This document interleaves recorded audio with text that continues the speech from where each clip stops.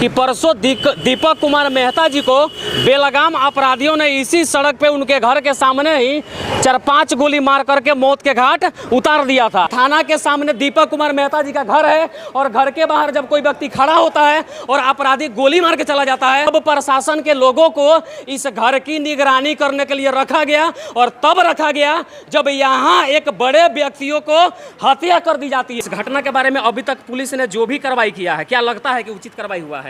SIT के जांच पे भरोसा नहीं है? क्या भरोसा क्यों नहीं है चाचा? इसलिए कि जो एसआईटी में का जांच चलेगा कुछ दिन के बाद फाइल बंद हो जाएगी। आखिर इस मर्डर के लिए दोषी कौन है? बिहार की सरकार या बिहार की प्रशासनिक व्यवस्था या बिहार की आम जनता?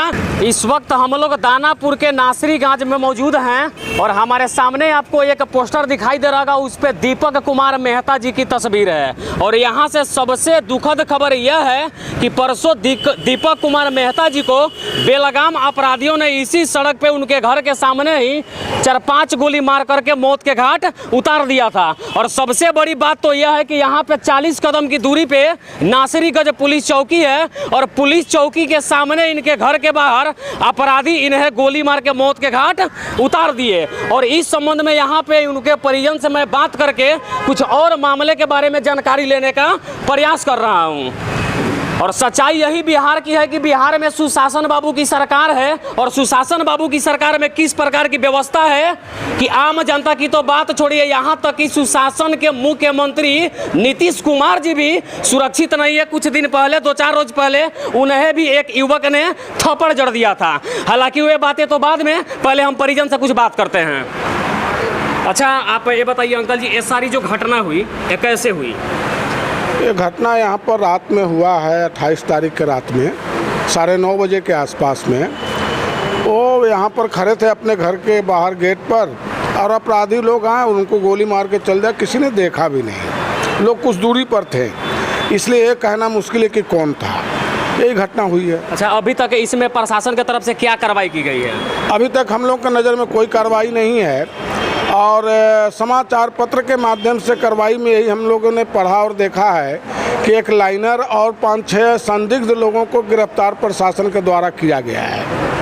अच्छा, तो आप लोगों को क्या लगता है जिसे गिरफ्तार किया गया है वही इस घटना के पीछे मतलब शामिल है या कोई दूसरा है? इस विषय पर हम लोग अभी कुछ कहने के स्थिति में नहीं है, इसलिए कि जब तक सही अपराधी को गिरफ्तार नहीं किया जाता है और उसको सही जो है कि सरकार और कानून के द्वारा फांसी के तख्ते पर नहीं पहुंचाया जाता है, तब तक हम लोग चैन से नहीं बैठेंगे। इसलिए इस सरकार से हम चाहते हैं कि इस जो भी घटना घटित है उसको जो है सीबीआई से जांच करा। हम एसआईटी के जांच पर हम जो है कि विश्वास नहीं करते हैं, इसलिए कि एसआईटी का जांच आपका बिहार सरकार का है और जो है कि सीबीआई का जांच वो जो है केंद्र की है। कहीं ना कहीं आप लोग चाहते हैं कि उच्च स्तरीय जांच किया जाए और मामला का पर्दाफाश किया जाए? बिल्कुल, हम चाहते हैं कि मामला का पर्दाफाश हो और आए दिन जो क्राइम का ग्राफ बिहार में बढ़ रहा है, जिससे आम लोगों को बहुत दिक्कत है। यहाँ तक कि तो अब तो मुख्यमंत्री सब सुरक्षित नहीं है, हमारे नेता जैसा घर के अंदर में सुरक्षित नहीं है, तो हम लोग आम लोग कहाँ सुरक्षित हैं? हम सरकार से ही पूछना चाहते हैं और सरकार से यही निवेदन करना चाहते हैं कि इसकी जांच सीबीआई से कराए और अपराधी जो भी हैं उनको गिरफ्तार कर करके और कानूनी कार्रवाई के तहत उनको फांसी के तख्ते पर पहुंचाने का काम करें।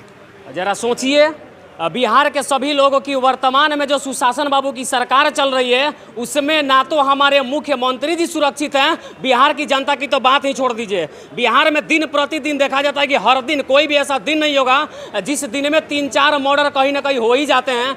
आखिर इस मर्डर के लिए दोषी कौन है? बिहार की सरकार या बिहार की प्रशासनिक व्यवस्था या बिहार की आम जनता? इसका जवाब साफ तौर पे मिलना चाहिए था।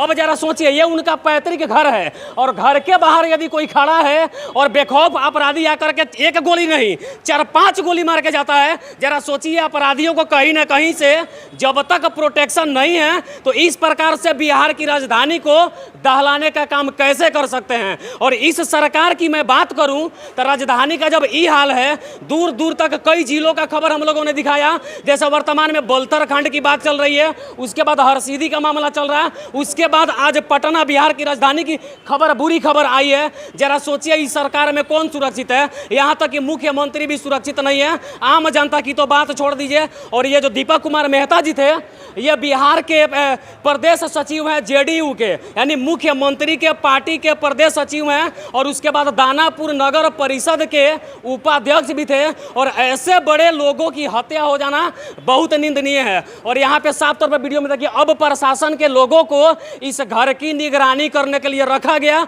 और तब रखा गया जब यहाँ एक बड़े व्यक्तियों को हत्या कर दी जाती है। उसके बाद प्रशासन के लोगों को यहाँ बैठाया गया, बाहर बैठाया गया। लेकिन सबसे बड़ी बात तो यह है कि यहाँ से 40 कदम की दूरी पे, यानी थाना के सामने दीपक कुमार मेहता जी का घर है, और घर के बाहर जब कोई व्यक्ति खड़ा होता है और अपराधी गोली मार के चला जाता है, उसके बाद भी अभी तक कोई उचित कार्रवाई नहीं हुआ, जो बिहार के लिए कहीं शर्म की बात है। अच्छा, जब उनकी हत्या कर दी गई, उसके बाद प्रशासन कितने देर के बाद एक्टिव हुई यहाँ पे? यहाँ पर इनके आवास के ठीक सामने यहाँ पर पुलिस चौकी है, लेकिन 1 घंटा के बाद यहाँ पर पुलिस प्रशासन द्वारा इनके निवास पर आया जाता है।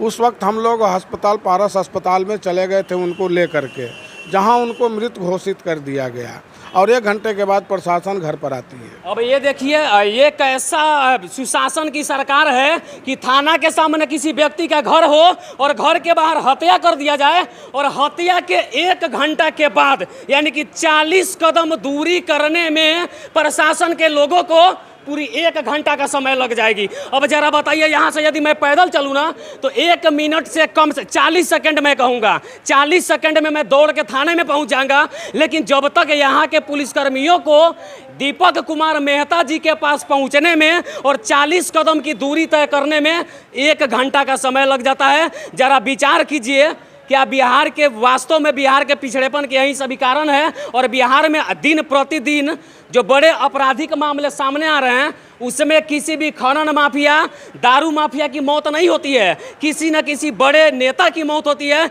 और किसी न किसी आम गरीब लोगों की मौत होती है। उनके परिवार के एक और लोग यहाँ पे हैं, उनसे भी मैं कुछ जानने का प्रयास करूँगा। इस घटना के बारे में अभी तक पुलिस ने जो भी कार्रवाई किया है, क्या लगता है कि उचित कार्रवाई हुआ है? नहीं। क्या चाहते हैं आप? हम चाहते हैं कि इसका जांच सीबीआई द्वारा हो और कोर्ट के निगरानी में हो। एसआईटी के जांच पे भरोसा नहीं है? क्यों भरोसा क्यों नहीं है चाचा? इसलिए कि जो एसआईटी में का जांच चलेगा, कुछ दिन के बाद फाइल बंद हो जाएगी। सीबीआई के द्वारा जांच कराई जाए, जज के निगरानी में जांच कराई जाए, जिससे हम लोगों को कोई न्याय मिल सके। अब बताइए, परिवार वालों को एसआईटी के जांच पे भी भरोसा नहीं है, भरोसा होगी भी कैसे?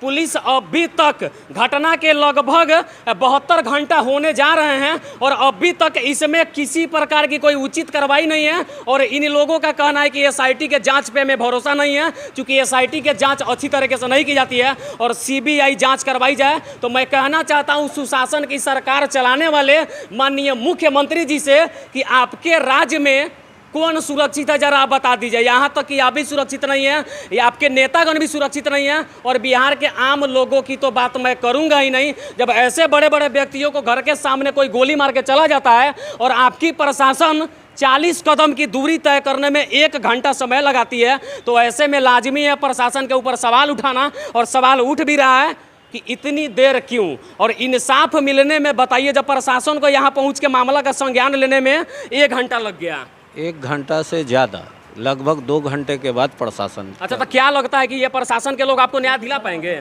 हमें तो कुछ ऐसा नहीं लग रहा है। हम तो यही चाहेंगे कि जज के निगरानी में सीबीआई के द्वारा जांच हो।